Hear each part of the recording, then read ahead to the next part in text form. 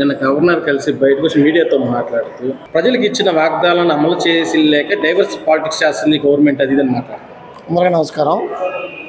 జగన్మోహన్ రెడ్డి ప్రభుత్వం, జగన్మోహన్ రెడ్డి నాయకత్వంలో వచ్చినటువంటి వైసీపీ ప్రభుత్వం చేసినటువంటి అరాచక పాలన నుంచి, ప్రజా వ్యతిరేక పాలన నుంచి విముక్తి పొందినటువంటి ప్రజలందరూ కూడా ఈ సంవత్సర కాలంలో చాలా తీవ్రమైన చాలా ఆనందంగా అభిప్రాయాన్ని వ్యక్తం చేస్తున్నారు. ఏదైతే కూటమి ప్రభుత్వం ఇచ్చిన హామీలు ఒకటొకటి అమలు చేస్తూ వస్తున్నారు. డిఎస్సి నోటిఫికేషన్ చేశారు, ఆల్రెడీ తల్లికి వందన పథకాన్ని అమలు చేశారు, రైతు భరోసా అమలు చేస్తామని చెప్పారు. అనేక రకమైనటువంటి పథకాలు ప్రజలకు అందజేసేటువంటి ప్రయత్నం జరుగుతూ ఉంది. కానీ ప్రజల్లో మంచి మార్కులు వస్తున్నటువంటి ప్రభుత్వాన్ని అక్కుస్తూ ఓర్చుకున్నటువంటి బొత్స సత్యనారాయణ గారు ఆయన మాట్లాడుతుంటే దెయ్యాలు వేదాలు వలిసినట్టున్నాయి.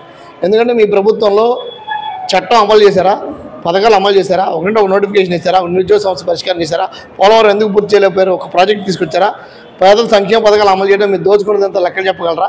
కానీ ఇన్ని రకాలైన అవినీతి అరాచకాలు చేసిన మీకు ఈ ప్రభుత్వం గురించి, ప్రభుత్వం అమలు చేసిన పథకాల గురించి మా హక్కు మీకుందా? ప్రజలు సంతృప్తిగా ఉన్నారే, 100కి 90 మార్కులు వేశారు ప్రభుత్వానికి.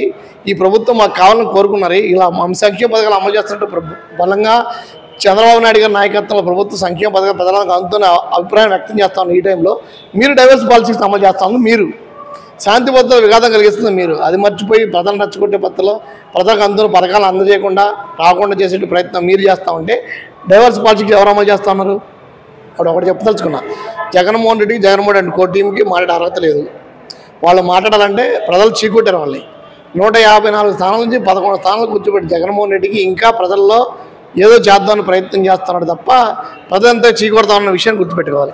అంటే స్వతంత్రం వచ్చిన తర్వాత ఇటువంటి దుర్మార్గమైన ప్రభుత్వం ఎప్పుడు చూడలేదని మాట్లాడుతున్నారు. రివర్స్లో అర్థం చేసుకోవాలి. బొత్స సత్యనారాయణ గారు మీరు తప్పు మాట్లాడారు. మీ ప్రభుత్వాన్ని స్వతంత్రం వచ్చిన తర్వాత ఎవరు చూడాల.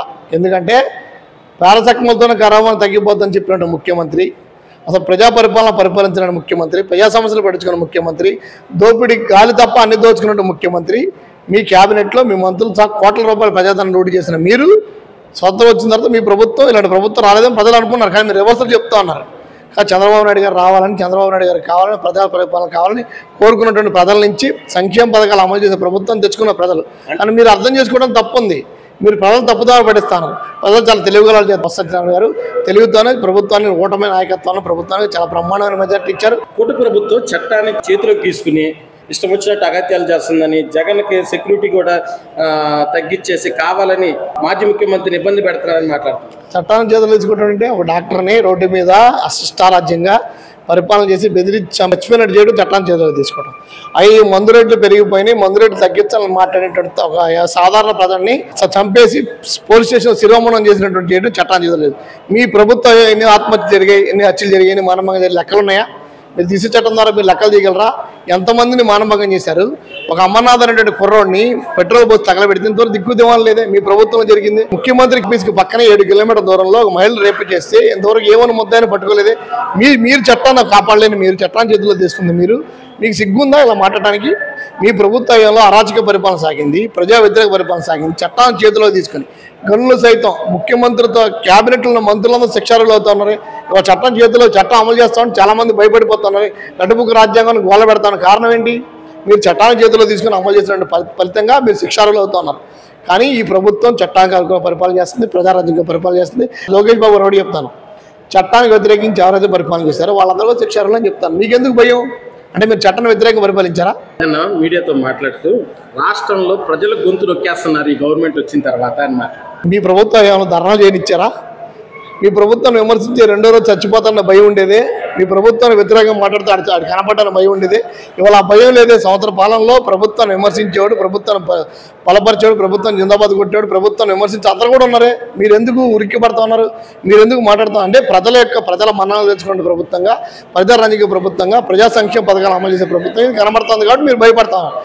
అప్పరాజు గారిని మీ నియోజకవర్గంలో చీకొట్టారు కదా, ఇంకా మీరు ఎందుకు మాట్లాడుతూ ఉన్నారు? కాబట్టి గుర్తుపెట్టుకోండి, ఈ ప్రభుత్వం ప్రజల అనుకూల ప్రభుత్వం, ప్రజల కోసం పనిచేసే ప్రభుత్వం, సంక్షేమ పథకాలు అమలు చేసే ప్రభుత్వం, సంక్షేమం అభివృద్ధి 2 కలగలిపి అమలు చేసే ప్రభుత్వం.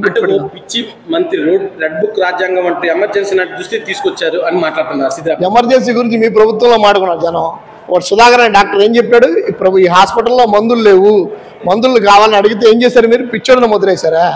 పిచ్చోడు ముద్రేసి కూడా అమర్నాథ్ 7 ఏళ్ళ కుర్రోడిని మా అక్కని ఏడిపిస్తాను అడిగితే పెట్రోల్ పోసి తగలబెట్టి మీరు చట్టం గురించి, చట్ట వ్యతిరేక గురించి మాట్లాడతారు. సిగ్గుందా మీకు? మందు రేట్లు పెంచిన మీకు, మానమంగళ జరిగితే పట్టించుకున్న మీకు ఏమైనా మాట్లాడే హక్కు ఉందా? కాబట్టి ఈ ప్రభుత్వం ప్రజలందరి ప్రభుత్వం, రైతులు, విద్యార్థులు, యువకులు, మహిళల ప్రభుత్వం, సంక్షేమ ప్రభుత్వం, అభివృద్ధి ప్రభుత్వం. ఈ ప్రభుత్వానికి అంటే పారిశ్రామికవేత్తలు రావట్లేదు, గవర్నమెంట్ వచ్చిన తర్వాత మామూలు వసూలు చేస్తున్నారు, అది లెక్కలు తీయమనండి. గత ప్రభుత్వంలో ఒక్క పరిశ్రమ వచ్చింది, ఒక పెట్టుబడి పెట్టిందా? మేము చెప్తాం, మేము వచ్చిందో ఎన్ని పరిశ్రమలు వచ్చాయి, ఎంతమంది పెట్టుబడి పెడతానికి వచ్చారు, ఎంతమంది అభివృద్ధి జరుగుతుంది. మీ హయాంలో జగన్ ట్యాక్స్ కట్టలే వెనక్కి వెళ్ళిపోయిన పరిశ్రమలు ఎన్ని ఉన్నాయి మీరు చెప్పండి, మేము చెప్తాం. మీ నుంచి ఎవరు వచ్చినా సరే, మా సాధారణ కార్యకర్త సహా ఈ ప్రభుత్వం వచ్చిన తర్వాత ఎన్ని పెట్టుబడులు వచ్చాయి, ఎంతమందికి ఉద్యోగాలు వచ్చాయి, ఎంతమంది లబ్ధి పొంది ఈ రాష్ట్రాంత అభివృద్ధి మీరు సిద్ధం, మీ నాయకులు ఎవరన్నా సిద్ధమా? జగన్మోహన్తో సహా సిద్ధమా? సవాల్ చేస్తా ఉన్నా. కానీ అవాకులు చవాకులు అనేసి రాష్ట్ర అభివృద్ధి అవడానికి రాష్ట్రం సంక్షేమ పథకం మీ సహకార సూచనలు ఇవ్వండి, తీసుకుంటాం. చంద్రబాబు నాయుడు ఎవరో చెప్తారు, ఈ ప్రభుత్వంలో అందరూ సమానమే, చట్టానికి వ్యతిరేకంగా ఉన్న ప్రతి ఒక్కరు శిక్షించబడతారని చెప్తారు తప్ప ప్రతి ఒక్క పౌరుడు హక్కులు కాపాడబడతాయి.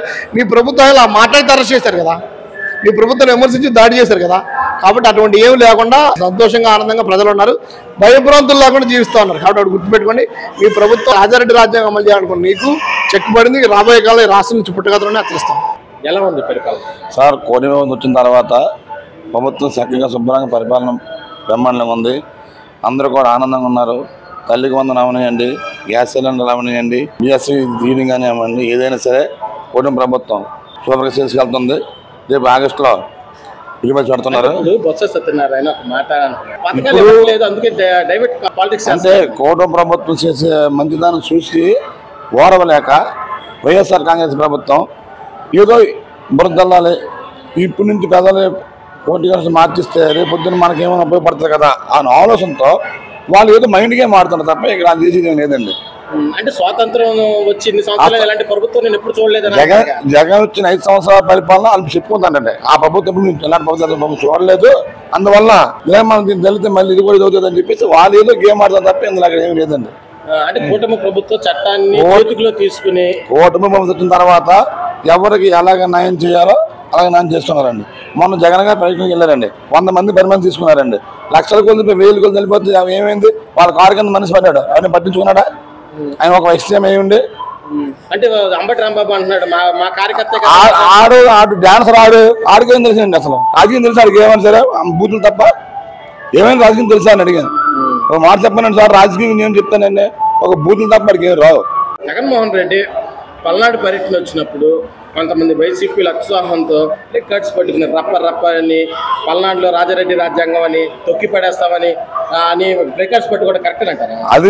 అది ఎంత కరెక్ట్ కాదండి, తప్పండి. పెద్దలు కూడా తెలుసుకుంటారండి ఈ ఎంత పనికిమాల ప్రభుత్వం, ఇది ఎంత నోటి దూరం ఉందో ఈ పెద్దలకు కూడా తెలుసండి. రాను ఈ 5 ఏళ్ళు కాదు కదా, ఇంకొక 10 ఏళ్ళు సరే ఆ ప్రభుత్వం రాదండి.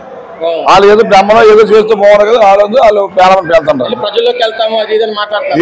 ఏ పెదవులోకి వెళ్ళి ఇప్పుడు చెప్పాలి కదండి. ఇప్పుడు పెద్దలోకి వెళ్తారు, వాళ్ళ ఇంటికి వెళ్ళి అమ్మ నీకు తల్లి వందనం పడదని అడుగుతారు, లేదని చెప్పరు కదా. బాబు నువ్వు అక్కడికే వేసావు అని అంతమంది కేసుకు వెళ్ళాడని చెప్తారు వాళ్ళు. అది ఏమలేదు మరి చెప్పాలి కదా. ఎక్స్ఎం సరే ఇంటికి వెళ్ళి ఎమ్మెల్యేలు సరే ఆ ఇంట్లో వాళ్ళు అడుగుతారు కదా వెళ్ళి, అమ్మ మీకు ఏం పని అడుగుతారు కదా వెళ్ళి. అడిగినప్పుడు చంద్రబాబు నాయుడు కోరబాబు వచ్చినప్పుడు ఇగో 6 పథకాలు పెట్టారు, మీకు ఏమేమి పడ్డాని అడుగుతారు కదా, అడగని ఉంటారు కదా. మరి వాళ్ళకి మాకు రాలేదని చెప్తారా మొత్తం చెప్తారా? అది ఓర్లు ఉన్నారు కదా. ఈడేదో ఇప్పుడు జగన్మోహన్ రెడ్డి అవనివ్వండి, ఉన్న ఎక్స్ఎంఏ అవనివ్వండి, ఎక్స్ఎంఎస్ అవనివ్వండి, ఏదైనా వాళ్ళు ఆలోచనతో ఏదో బుర్ర చల్లాలి, మైండ్ గేమ్ ఆడుకోవాలి, ప్రజల్లోకి వెళ్ళిపోవాలని ఆలోచన కానీ ఏమీ లేదండి.